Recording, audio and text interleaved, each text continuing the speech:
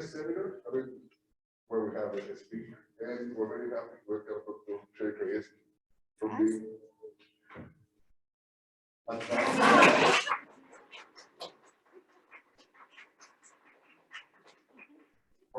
So I'm filling in for Dr. Mora, who will be here today, and I haven't introduced her. Actually, I met her, I think, in the first during orientation. You gave us a talk. So Dr. Hesky got a bachelor's in physiology from Southern Illinois University and a master's in plant biology from the same university.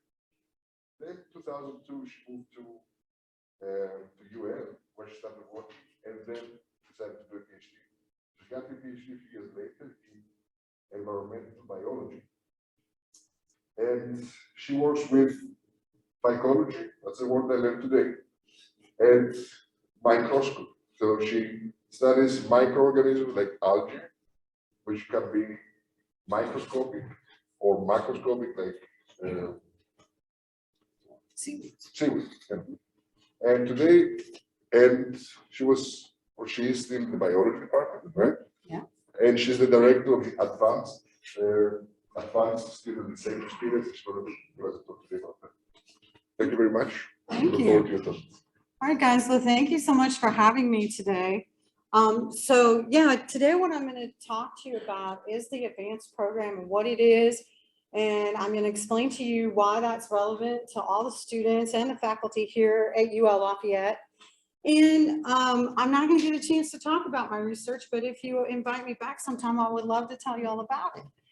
So I started the position that I'm in now as director of the Student Center for Research, Creativity, and Scholarship, actually on January 4th, 2001. I'm going to talk a little bit more about that in just a moment. But one of the things that I really want to sort of tip my hat to physics is that as a faculty group, the physics department was the first department to ask me to come and speak and tell them about what's happening with this program. And so again, as a department, students and everyone, you are the first one off the block. And so, or, you know, out of the gate, however you want to look at it. And so today I have some really interesting information that literally was presented to the provost on Friday and approved, and presented to the deans this Tuesday and approved. So you're getting really new information. And so I'm really glad that you guys are the first ones to get it. So let me start out by telling everyone what is advanced, okay? And what it is literally a plan. It is the quality enhancement plan for this university. And a quality enhancement plan, what it does is it is something that is chosen by the administration, the faculty, and the students alike. And the people who were involved in this were working on this in 2018 and 2019. So this plan was decided kind of before some of you may even have been here, but it's a plan that is implemented over a 5 to 10 year period. And its goals are something that are set forward by all of the people at the university, okay? It supports the strategic plan of the university and is directly tied to the accreditation of the university. And so the reason to tell all of you that, the short version, is it's important, okay? It's what we're going to do to improve what we're doing as a group across the entire university, okay? So like any plan, you have goals. So I'm going to give you the short version of these goals, and in a little bit, I'm going to show you where you can find the whole QEP written out, all 75 pages of it, if you're so inclined to go read it, okay? But the goals really are to provide for more students to get involved in undergraduate research, creative and scholarly activity at the collegiate level. We want to increase that number.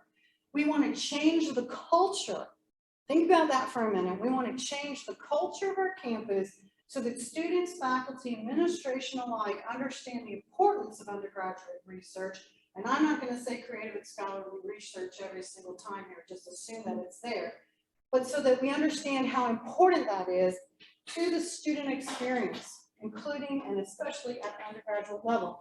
And then finally, we're going to prepare students to present that work that they've done, to disseminate it both orally and in written. And so if those are our goals, well, if you have goals, then you have outcomes, right? So the student learning outcomes match up to that. You'll have the skills to do the research that you want to do, We need to provide that for you. You'll have a recognition and an understanding and a support at all levels of the university for undergraduate research. And then finally, that you will have the skills and the desire. See, I'm going to add the word desire to disseminate that information. So you have done the research, now you're going to present it in both an oral and a written form. So when I say research here, I want to be real clear, and actually I'm going to go back a little bit, because notice that repeatedly it says student research experience, student research experience. And I really want to define how the university views that, and it's important. So in the QEP, it's defined as, an SRE is defined as a sustained effort by a student to apply subject knowledge, skills, and ability to a project that is valued by the discipline. Okay, and the reason that it's important that we understand what that definition is because it is broad. It allows for a lot of kinds of collegiate activity to be included. It allows it to be something that is across the university.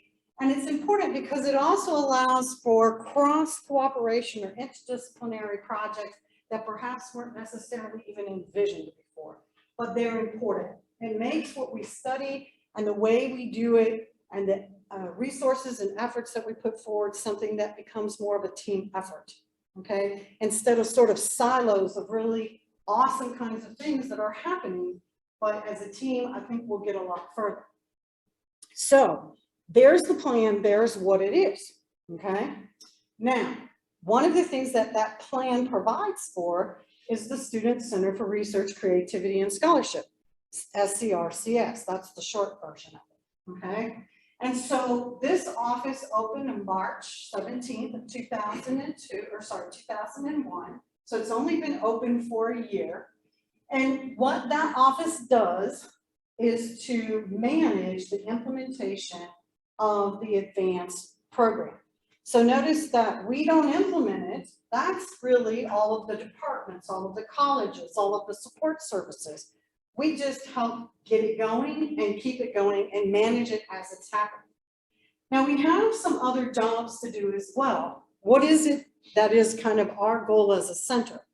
Well, we aim to create an environment where undergraduate research, scholarship, and creativity can flourish. We support the university's strategic plan, and it is not a small thing, especially if you are in STEM, which all of you who are looking at me are, that includes research. The strategic plan includes this, including undergraduate research. That's important. So what is it that we really are supporting? Opportunities for both faculty and students to get their jobs done, to do the kinds of things that are enriching to your experience. So now I have to take just a moment for a commercial, okay? And that is this. This program, this plan was planned for 2020, okay? What happened in 2020 that had an impact on every single thing we do? Anybody know? What was it? Stimulus. Yeah, that wasn't it. I didn't feel all that stimulated. I gotta be really honest, okay? But there was another thing that happened called COVID. Anybody heard of that? COVID really did impact this plan in that it slowed it down. I really think it's important for you guys to hear me say that it's slowed down, but we haven't stopped, okay? That's really important for you to hear. So when I was hired to do this position was a year after where we hoped I would be hired, okay? When we opened was a little bit after when we hoped we would be hired. And there's some impacts that COVID has had on the way that resources have rolled out. But the fact of the matter is we have rolled it out. And the new thing I have to tell the faculty in the room today is we are finally going to get back to the business of building these advanced pathways. And I'm going to show you some about that in just a moment. Okay, so there's some resources that are built into the advanced plan. The first one we kind of talked about already, which is that Student Center for Research, Creativity, and Scholarship. Now, there's a few things that the resources aren't being used for. That one right there goes away. Student travel grants, when we're not really encouraging students to travel because we don't want you to catch COVID, really isn't a resource that's available at this time. But the point is, it was written into advance, and there will be a day when that comes back and becomes available. So what other kinds of things are available? Well, we do still manage the undergraduate research conference. So some of you who've been here a while may have known this as the honors research conference. The only thing is, it's never been only for honors. It's for all students to present their work. That would be creative work, scholarly work, and research. And so this was done in 2020 as well as 2021 virtually. And we then take people from this conference who've done a really good job and send them on to the University of Louisiana Summit, which includes all the universities that are in the UL or in the University of Louisiana system. So that's like 7 different universities that send individuals to this conference. So that's still going on and hopefully will be growing. One of the things that you're going to see changing, no matter what COVID does, whether we've got 5 more variants to go through another peak, or, you know, where it's like the flu, is this a bad COVID season or a good COVID season, or whether COVID disappears altogether. That part really isn't where I think the focus needs to be. I think the focus needs to be the fact that this conference is going to keep going. And then in the future, even if we have parts of it that are able to come back and be in person, there'll still be some virtual component. That hybrid world is what we live in from now on. And the conferences, definitely that's what you're going to see. So we'll be managing that and you'll be seeing that. Student Journal for Research. So this journal, the people who will be editing it are students. There's faculty that are involved. But this journal, I'm pretty sure, is going to start accepting papers in the fall of 2022. So Dr. Randy Gonzalez, who works here at the university, has been working with his class, a 400 level honors class, to try and develop the editing processes and the submission processes for this journal. So it's something that's really, it exists at a lot of other universities. It's something that's really nice for you to know is there, and it's a place where you can look at presenting your work. Of course, you need to be talking to your mentors about that if that's the appropriate place, but the point is it's there, and this is a resource that's currently being developed. I want you to know that it exists, okay? Now, there's a couple of other things I'm going to tell you some more about, but there's a few things, like, for instance, the institutional repository, the writing center, as well as improvements for the library. So there's some plans to bring some resources to the library for students to use. Those plans are there, they're still happening. Again, kind of like the center, a little slower than we hoped, but back on track to see some of those things. So be watching because you'll see it happen, okay? Now let's talk about something that's a little more aimed at the faculty, but students interested too, right? We've got a pile of money, so hopefully that attracted everybody's eyeballs, right? And that is this, that there are some grants for undergraduate research. They're faculty grants. In other words, the faculty has to write them. But in order for the faculty to be successful in getting those grants, they need to have undergraduates working with them. Now, one of those grants has been around for a while, and that's the mini grants, okay?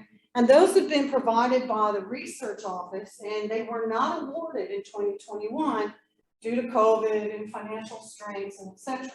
But our our RFPs, which is request for proposals, those are out, and that's due February the 25th to our office.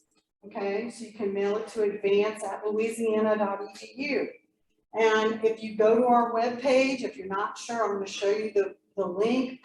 But you guys all happen to know Mr. Todd Henry. He's a fast track in, so he can help you get that submitted. But notice there's also some course design, redesign stipends and grants. There's also going to be an equipment grant, and then also a faculty grant.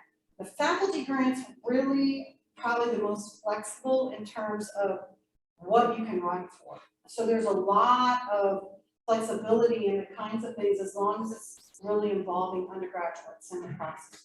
Of course, the more undergraduates you impact, the more competitive, okay? So this is something that really helps make the process of making it more possible for faculty to work with students and have resources to do that. Now, money's one thing, and I would, print it and hand it out if I could not get arrested and do it, but it's not the only thing we can do. The other thing that we do, and we're in the business of doing and keep doing, is to provide workshops. Workshops for faculty, workshops for students. What do the workshops have in common? Anything that would help support and help train and help bolster undergraduate research as a whole. So when we do research and when we do workshops, and this was a fun one, presentation cloud, getting the most likes out of your presentation, we record it, okay? And we put it on our webpage underneath workshops. And the reason that this is important is you can go in and you can watch these, you can share them with your classes if you want to. You may think one's really good, you may think one's really bad. If you don't like one we've sent, you can always suggest and come help build another, okay? We also have been some training and some workshops, and even we had a faculty summit that we're also doing for faculty. And again, all of these so far have been, well, not all of them, but a lot of them have been online. We're starting to do some that are like this one, that are hybrid. So right now, while I'm presenting this, we're also recording it, and we'll put it up online so that people can go watch and see, okay, what's being said, what's the newest thing happening in advance right now, okay? And that's not just true for this presentation. Tomorrow we have another presentation by Dr. Beth Stoffer, who wrote to NSF and has run REU programs, which are summer research programs.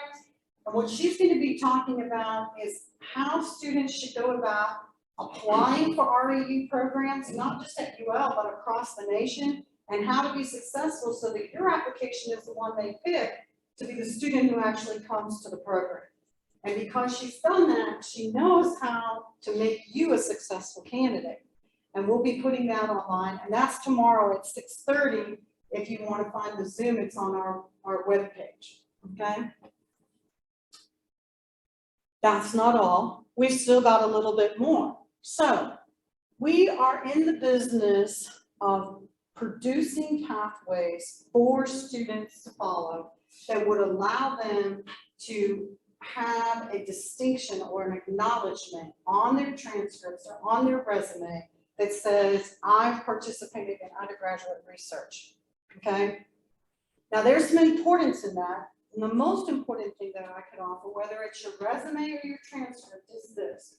When you say that I have this advanced pathway experience and I completed it, and you put that on your resume, you will now have the entire strength of the university behind that statement. And that adds to its credibility and it adds to its organization. And that's important, okay? Because those kinds of programs are what we see at R1 institutions, which if you don't know that we've recently become an R1 institution, you should know. And keeping that, maintaining that R1 means that we need to, everybody, up your game a little, and this helps us do that. So, because we're doing this, we're looking at how to add those pathways in, and I already have the place. If you finish the pathway of excellence, you get to sign your name on the wall, and it stays there until I retire or they fire me, whichever comes first, okay? And I don't know what happens after that, but the wall candy, if you will, is already there, okay? So completion of the advanced pathway, as I say, is important.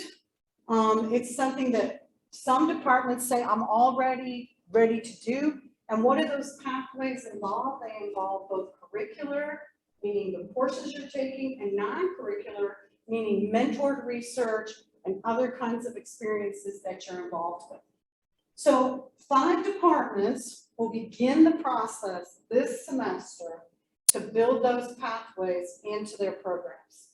And those 5 pilot departments will then sort of set the stage, if you will, for then other departments to sort of get started and build these pathways. that is talked about in the QEP and as part of advance, okay? So the goal for those pilots, by the way, to be into the curriculum is for fall of 2023, okay? And faculty, I know your ears were probably looking for that number more so than the students. So along with the pathways, there is one other thing that's relevant in terms of keeping track of what's going on with undergraduate research that we do, and that is we measure it. We record it, and we keep track of how much undergraduate research is happening here at the university. So we have a comprehensive report that's going to be on our webpage, I would say probably Monday, and that report really covers what we know from 2016 till December of 2021. There's a ton of research, undergraduate research, that happens at this university, but the amount of it that's recorded and organized and reported in a meaningful way, we're not doing as well with that. But in 2022 and every year following that, that information will be available on our website. That's really good because as students, you can look and see where things are happening and how you can get involved. And as faculty, it helps you when you're writing particularly broader impacts. That as well as the workshops. I had one group of faculty who wrote an EPA grant, and one of the things they were able to do is to say some of these leadership trainings and trainings for information literacy and how to present a talk, and those things were going to be managed by advance. So they didn't need to put that in as something they were going to do, but that the university provides. Makes broader impacts easier to write. And our granting agencies, NSF, NIH, EPA, et cetera, Department of Defense, want broader impact. Why do students care about that? Because the more grants we write, the more money you can apply for and be part of. Okay? So we can all be a little selfish here. So let's look at this scaffolding. This is new. Okay, this is what was just put in front of the provost and was just put in front of the deans. And it is sort of a real quick look at what these pilot programs are going to be doing. And what I want you to notice right here is it says advanced pathways, levels of action. Now that word level, be careful because level tends to indicate like freshman, sophomore, junior, right? I want you to kind of take the word level out for a minute and just look at it like activity A, activity B, activity C, okay? Because the fact of the matter is that if you think of introduction, you could consider that the beginning, right? But the beginning can actually happen more than one time depending on the breadth or the depth of what it is that you're learning. There's the beginning of college, right? There's also the start of organic chemistry lecture. There's the beginning of what? Algebra, and then there's the beginning of calculus. So introduction across the board, but the depth and the breadth changes. It's important because if we read through the advanced program when it introduces these pathways, okay, I'm not sure what's going on here, so let's see if this can go away. Okay, the advanced pathway that the QEP talks about just says students are going to start down these pathways and they're going to be introduced to what research is in their courses, okay? I would argue that this is a basic pathway and that we would like to see 100% of our students actually go down that pathway. We can meet some of that by introducing some of that material in UNIV 100. But then departments can begin to also introduce some research experiences into their introductory courses. Does it need to be in every course? I don't necessarily think so. The pilot programs are going to help really think that through, okay? So what that will look like still remains to be seen. But that pathway exists is something that we're securing. Then the QEP talks about an advanced pathway of distinction, a pathway where a student decides, I'm going to go further in this. I want to know more. So it would be more classes that include more research. It would be more extracurricular activities that involve more research. And as students, you know what I'm talking about. And we would say, this is absolutely the pathway that you need to get to. When you complete that, you have a clear end, right? But I'm proposing, and has been really accepted, that we add a third pathway. And that is the pathway, advanced pathway of excellence. We already have a lot of mentored research. Some of you who are looking at me are probably involved with that at the undergraduate level. And we want that to still be important. We still want that to be excellent. And we in no way want any part of this to be watered down or diminished. And so it allows us to allow for exceptional to still be exceptional, okay? What classes and what activities are required in each pathway? Well, that's something that we can track. Who's going to track that? Well, the administration, registrar's office, degree works, okay? The provost's office, academic success. And who else is going to track that? From here to here, if I'm a student who said, I want to be part of the advanced pathway of distinction, and I want to write that on my resume, well, the students are going to track that, right? How do I get all the way to the end and now I can write I've done it? Very straightforward. And which pathway works best for me? Okay. If you're picking the pathway that includes excellence, there'll be more work to be done. If you choose not to do as much work in that area, can you still get a degree and a good one? Absolutely. But perhaps you will have had experience. You'll know what research is, but whether you're fully participating will be up to you. Okay. But then let's look at the rows. These are the columns. But what about the rows? This talks about the depth and the breadth of the experience. And this is where faculty really care. How many students have had a faculty say to you, look, I want you to get an A in this class, but what I really care about is whether you understand physics. What I really want you to know is biology. If you don't know, for me, photosynthesis and every enzyme involved and how and when and where, and I'm looking at you because I know she knows, right? Then I'm like, no, I'm not interested. Well, how far can you go in photosynthesis? Let me tell you, a long way. Okay, they're still not done in photosynthesis. So it's the depth and the breadth. Then faculty, this is where they care. Who else cares about the rows? The students. If you want to go to graduate school as a physicist, you don't want to just go to a graduate school. You want to go to the graduate school. You don't want to just be a scientist. You want to be the scientist. And the rows allow us to also address that. And it produces a scaffolding that allows us to make it easier. So the scaffolding needs to be flexible enough so that all departments, no matter where they're at, can sit on, put their classes into it, put their activities into it, but also those departments who still need to build can build, okay? QEP discusses this. This is the pathway that the QEP talks about. And realistically, we do this, and we all want this, right? We spend a lot of time and energy figuring out how to stay in college, how to keep hanging on, right? That's the first box, right? And then when we get done, we celebrate and we brag.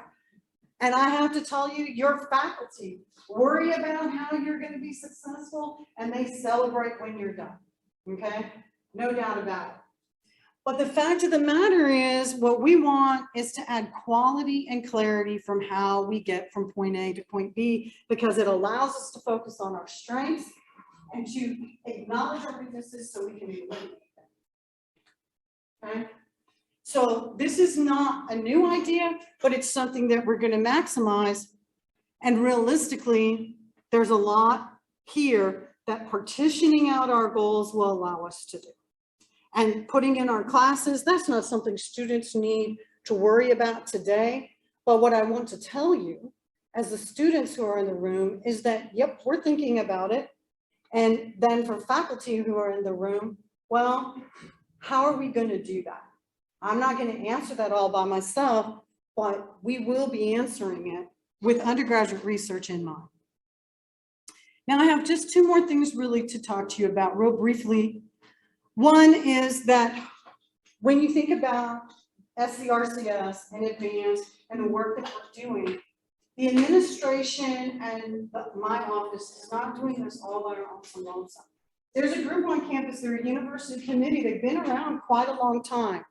They originally were made up with a group of faculty who really the champions of undergraduate research that said these students can do more and they can do beautiful work if you just give them a chance. They became a university committee and they've been really part of this growing undergraduate research experience that now is across the state, across the nation, and building to being across the world. So a lot is happening here.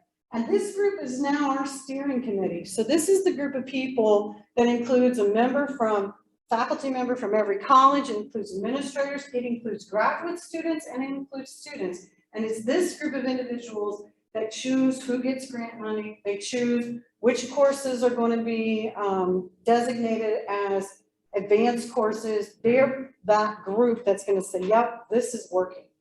Or maybe we need to look at this again and reassess.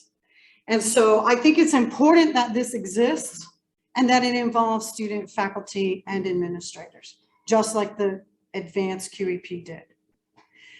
So what can you do now? I've told you some about what's happening. I've told you about what's planned to happen.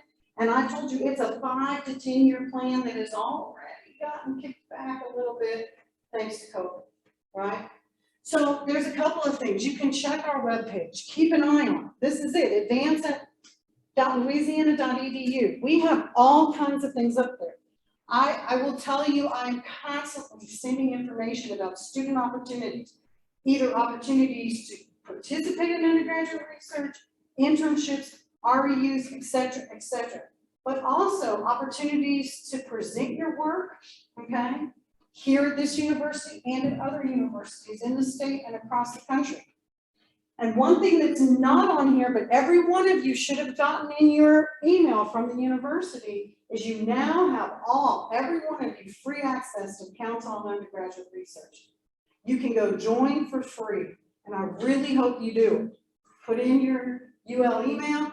There's tons of things. For instance, there's an event called Poster on the Hill. You present your poster of your research, it goes up virtually, they pick some winners, and some of those people go to Washington, D.C., where they present their work at Washington, D.C. Oh yeah, Washington, D.C. is a cool place. Fun. Highly recommend you go there. Take an extra couple of days. So how do you know what's happening? You've got to plug in. And so become a member of CURE. Go to our website, see what's going on. We have an email group about every 2 weeks. We send out information about what's going on, or if we have something really exciting that we just found out about, we'll email you. So you can do that. And also let us know what's happening. One thing physics has a great advantage in is that Mr. Henry, who you guys know, he would accept all emails. Just email me. He'll post it up there. Tell us about what's going on so we can tell everybody else. Okay? And I'm pretty sure that is what I have to tell you. And I'm really interested in any questions you would have. So thank you very much.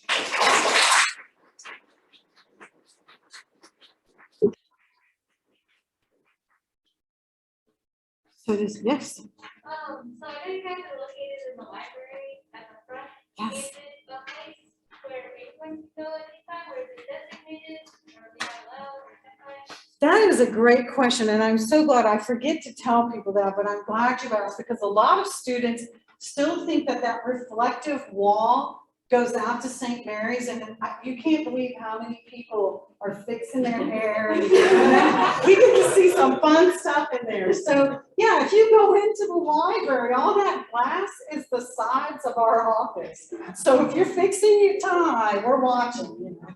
But you absolutely can come in there. The doors don't go to Narnia, they go to our office, and you're welcome to stop in. Right now, what goes on, you know, we'll give you a pamphlet, we'll say hi. As long as the numbers are low, you can come and sit for a little bit. With COVID, we're literally rotating out like everywhere else. You have to maintain distance and all of that. But yeah, you're absolutely encouraged and invited to drop in. We have had some workshops where students are in there and we have capabilities to show the room as well as the presenting screen. So we do some workshops there, usually around 9 to 12 students. So some workshops that are hybrid, you can actually come and be in the center for those. So yes, you're very welcome and love to see you there. And by the way, it's room 10202. So, great question. Any other questions? Yes? I just want to point out to the younger student, I think the older one probably heard this deal, but I'm going to give it anyway. We do a reasonably good job in this department of giving students access to research. I've sent kids to Oak Ridge, I've sent them to every national lab in the United States, I've sent them to every NASA facility just about in the United States.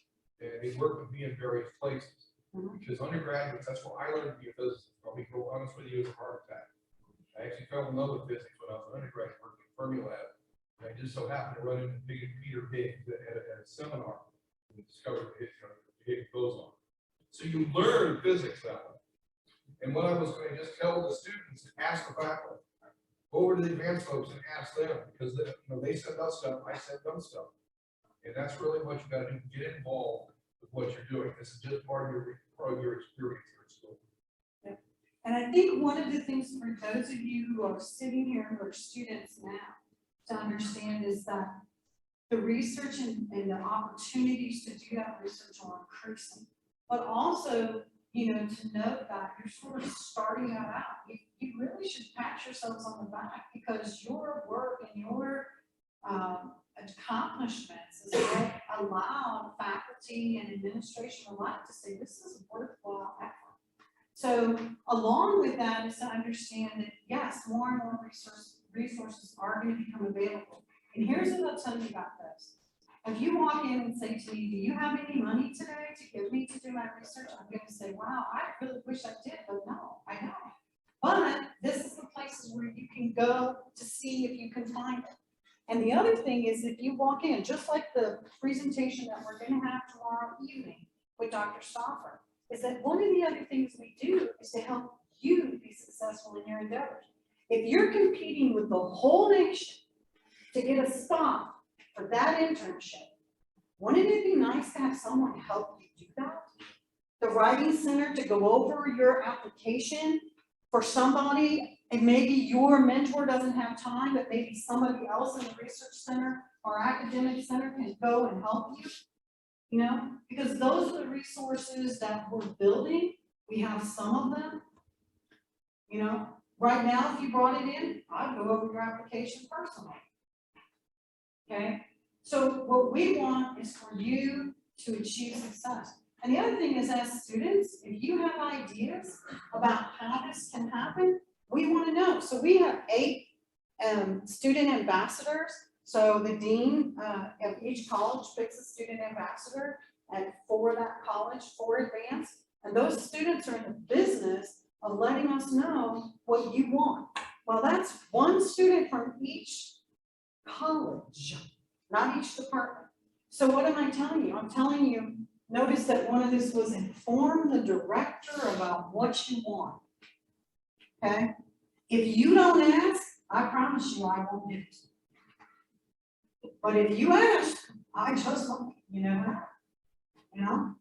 I promise you won't get it if you don't ask. Okay? Any other questions? Yes. So I got this money grant a couple of years ago, and I got it extended because of COVID. But we have a great research project going only because of that grant, and I have some students who are already involved in it. And so, are you saying that they can't get any credit for that kind of work till 2023, or is there something we can do for them? So if you have work that's already happening that started as a mini grant, so you could write again to get more money for similar research, number one. The students, in terms of getting credit for that, once these pathways get built into your department, then yes, they can get credit for those. Between now and then, we don't really have an avenue for them to get recognized, but that is a really good question, because I think it's worth asking, like, what about the students who are here right now? Is there a way for us to allow for some recognition of that? And I haven't asked that question, but you're not the first person to ask that question. So that is something that during this pilot program, the pilot program won't be focusing on, but it's certainly something that I can put in front of programs and in front of the deans, like, is there a way?